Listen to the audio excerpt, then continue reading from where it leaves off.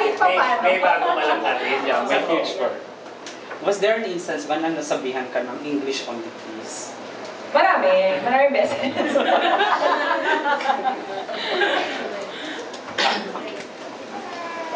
Okay. Thank you. Still have some questions before we end. Because may mga ano to. May mga lagari pa to. Yes. Jen mentioned before na ang pinakamagandang experience niya sa movie hanap siya ng friends sa'yo. How about yan yung magandang experience working with Jen? Likewise, she's become a friend since day one. Alam mo naman, pinagdaanan ako and tumatakbo ako sa kanya for advice. And she's really helpful, a big part of why I was able to come to the set and perform. So yeah, I was able to get a dear friend. Ano yung mga challenges ninyo since this first rom-com yun pareho as actors? May mga ginawa kayo, may mga challenges ba na na-encounter kayo while filming? Actually, kasi everybody there, magkasundo, we directly talks to us before we do a scene. He guides us through.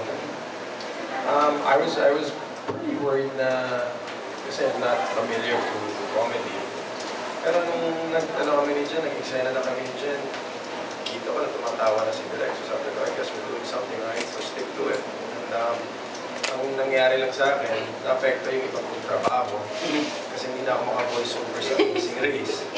Kasi sobrang pinapractice ko talaga sa bahay na kibulin yung Tagalog ko. So, pag nag-voice over ako sa Amazing Race, I pronounce everything so bad and wrong. So, paulit-ulit ako mag-voice over.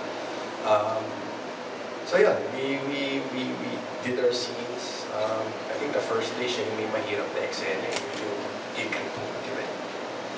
But she delivered, and then we did our scene together. Natuwa si Director, sabi ko, pwede pala ito.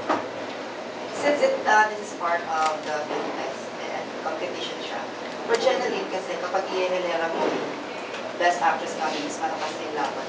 Ikaw ba nag-expect ka ng award or you work hard for the film? Ayoko mag-expect ng kahit ano. Basta para sa akin, natuwa yung mga tao manonood.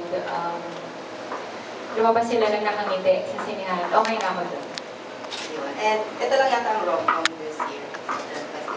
Ano yung, aside from this, the only rom-com sa festival this year, ano yung the reasons na pwede ibigay sa mga tao para panoorin nila?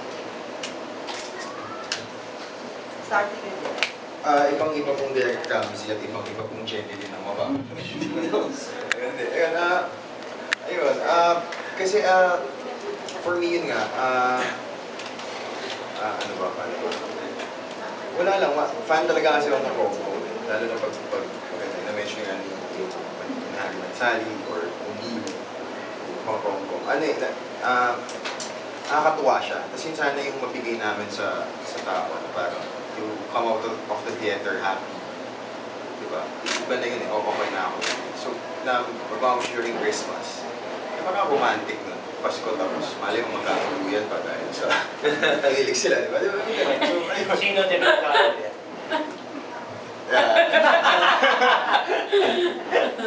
Yes.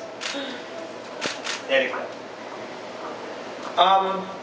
Yeah, Christmas is supposed to be a season where everybody's happy, giving, sharing. Okay. So it's nice to come out of a movie feeling that way, diba? So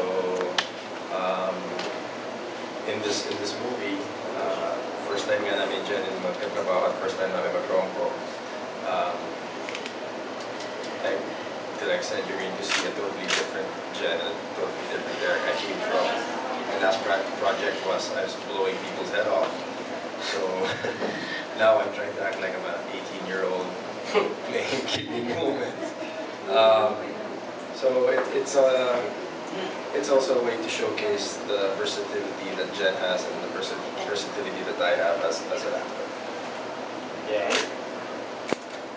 Yung Christmas rom-com movie.